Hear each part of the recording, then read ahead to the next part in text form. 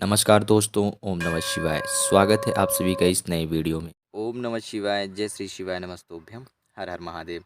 सोमवार के दिन का बहुत ही विशेष और महत्वपूर्ण है छोटा सा और अद्भुत उपाय है, जो कि आप सभी को एक बूंद शहद से इस उपाय को करना है। कैसे करना है, किस प्रकार करना है, हम संपूर्ण जानकारी हैं, संपूर्ण बातें बहुत ही सरल और सहज रूप से जानने का प्रयास करेंगे। कैसे माँ पार्वती जी वाला है छोटा सा उपाय, उनकी अनुकंपा और कृपा बनाए रखने के लिए आप सभी को एक बूंद शहद के प्रयोग से इस उपाय को कैसे करेंगे। तो चलिए जानते हैं और समझते हैं। पूज्य गुरुदेव की अनुकंपा और कृपा से हम सभी इस उपाय को बहुत ही सरल और सहज रूप से जानने का प्रयास करेंगे। तो चलिए आइए आगे बढ़ते हैं।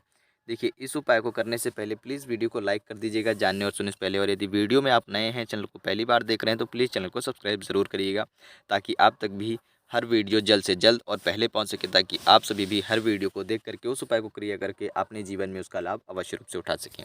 हमें कुछ मुख्य चीज़ें लेनी हैं, तो सबसे पहले हम वह जान लेते हैं। इस उपाय को आप सोमवार का दिन हो या तो प्रदोष का दिन हो, यानी कि प्रदोष तिथि पड़ रही हो, या फिर आपकी एकादशी तिथि पड़ रही हो, या फिर मासिक शिवरात्रि पड़ रही हो, तो आप सभी ये उपाय अवश्य रूप से करिएगा। एकादशी तिथि के दिन आप भगवान वासुदेव के लिए तो उपाय करते ही करते हैं, साथ ही साथ भगवान शिव जी के लिए भी आप यदि उपाय करना चाहते हैं, शिव जी से आपको कोई प्रार्थना याचना करना है, किसी भी इच्छा मनोकामना की पूर्ति करने के लिए आप यह उपाय कर सकते हैं, माता पार्वती जी से प्रार्थना अर्चना करने के लिए।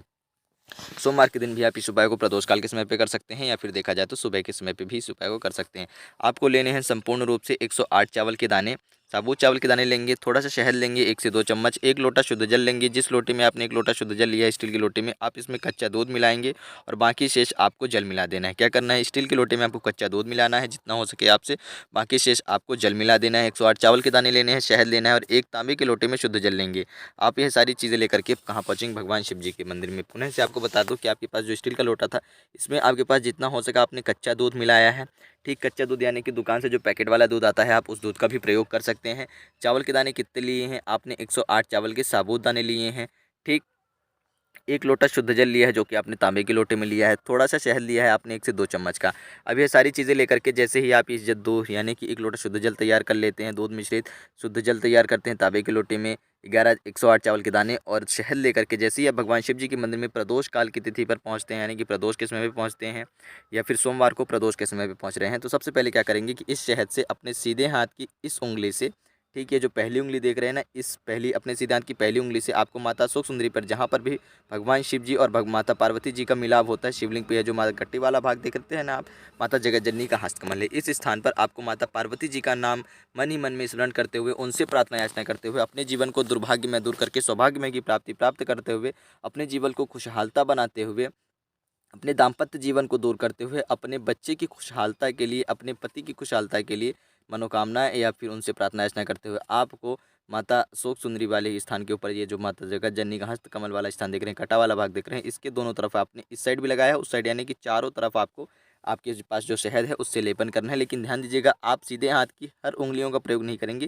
केवल पहली उंगली का ही प्रयोग करके आपको लेपन करना है। लेपन कर दिया, अब इसके बाद हम आगे बढ़ते हैं। तो आपको क्या करना है कि आपके पास जो 108 चावल के दाने थे, उस 108 चावल के दानों को ईदम अच्छतम ओम नमः शिवाय, क्या ईदम अच्छतम ओम नमः शिवाय, इस मंत्र का 108 बार नाम उच्चारण करेंगे, जितने आपने चावल के दाने लिए हैं। और इस चावल के दाने को आप इस शुद्ध यानी कि दूध वाले जल में मिला करके भगवान शिव जी के शिवलिंग पर जलाभिषेक करेंगे। इससे क्या होगा कि आपके जीवन में सुख में, शांति में, शीतलता में, सौभाग्य में, प्रेम में व्यतीत होगा। आपके घर में चल रहे ग्रह कलेश, दाम्पत्य जीवन में कलेश, बच्चों से अनबन रहती है, बच्चे आपकी बात नहीं सुनते हैं, उनसे झगड़े होते रहते हैं, वे गलत राह पर जा रहे हैं, अपनी मनमानी कर रहे हैं, पढ़ाई में ध्यान नहीं दे रहे हैं, उनका जीवन सुख में शांति में नहीं व्यतीत हो रहा है, या फिर आपके बच्चों का दाम्पत्य जीवन सुख में और शांति में व्यतीत नहीं हो रहा है, तो आप उनके लिए भी प्रार्थना याचना करते हुए, जब ईदम अच्छतम ओम नमः शिवाय का जाप करते हुए कच्चे दूध, जल और चावल के 108 दाने मिश्रित समर्पित करते भगवान शिव जी के शिवलिंग पे, तो चंद्रदेव की अनुकंपा कृपा बनती है, ताकि जिससे कि आपके जीवन में, आपके भाग्य में शीतलता, शांति, सुखमय, प्रेम, व्यवहार, शांति, दाम्पत्य जीवन में खुशहालती, व्यक्तित्व जीवन में खुशहालती, व्यक्तित्व में एक नई खुशहालता, मन ही मन आपका जो मानसिक चिंतन है, यानी कि जो आप मानसिक रूप से चिंतित रहते हैं, परेशान रहते हैं, सारी समस्याएं दूर होती हैं और आपका जीवन एक अलग ही रास्ते में सुख और शांति में व्यतीत होता है। कैसी भी परेशानी आ जाए, कैसी भी विडंबना आ जाए, और आप उसका बहुत ही शांत चित्त से, यानी शांत चित्त यानी कि बहुत ही सरल दिमाग से, सुखमय और शांति के तरीके से आप उसका समाधान करके अपने जीवन में आगे बढ़ जाते हैं। जब तक आपके ऊपर चंद्रदेव की कृपा अनुकंपा बनी रहती है। भगवान शिव जी की ही कृपा से चंद्रदेव की अनुकंपा कृपा बनी रहेगी और आपके जीवन में शीतलता और शांति बनी रहेगी।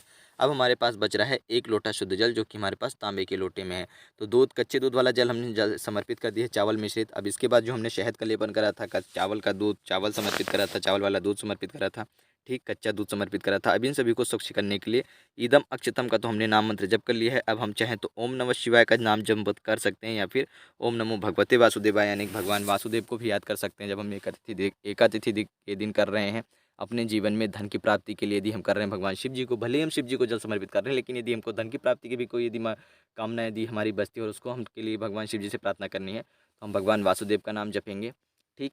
यदि हम अपने जीवन से कष्टों को दूर करना चाह रहे हैं, तो भगवान शिव जी का नाम जप करते हुए शुद्ध रूप से जल समर्पित कर देंगे। जितना भी बचा हुआ हमारे पास 1 लोटा शुद्ध जल है, केवल इतना ही यदि आप करते हैं, तो आपके जीवन से कष्ट दूर होता है, जीवन में सुख में, शांति में व्यतीत होता है, प्रेम में व्यतीत होता है, धन से जुड़ी समस्याएं दूर होती हैं और धन की अनुकंपा कृपा बनती है भगवान वासुदेव की कृपा से। तो ये छोटी सी क्रिया थी, छोटी सी प्रक्रिया थी, कैसे करना था और किस प्रकार करना था। सोमवार हो, सोमवार के दिन एकादशी पड़ रही हो, सोमवार के दिन प्रदोष पड़ रहा हो, प्रदोष की तिथि हो, एकादशी तिथि हो, मासिक शिवरात्रि पड़ रही हो, या फिर सोमवार की अष्टमी या नवमी तिथि हो, या फिर सोमवार की 10वीं तिथि हो, आप सभी को ये छोटा सा क्रिया, छोटी सी प्रक्रिया, छोटा सा उपाय अवश्य रूप से करना चाहिए सोमवार के विशेष महत्वपूर्ण दिन पे। तो कैसे करना था और किस प्रकार करना था, आप सभी ने बहुत ही सरल और सहज रूप से जानने का प्रयास करा। इस उपाय को सुबह के समय पे करेंगे या फिर प्रदोष काल के समय पे करेंगे, तो उम्मीद करता हूँ आप सभी समझ गए होंगे। पूज्य गुरु जी द्वारा बताया गया छोटा सा ये उपाय बहुत ही सरल और सहज रूप से।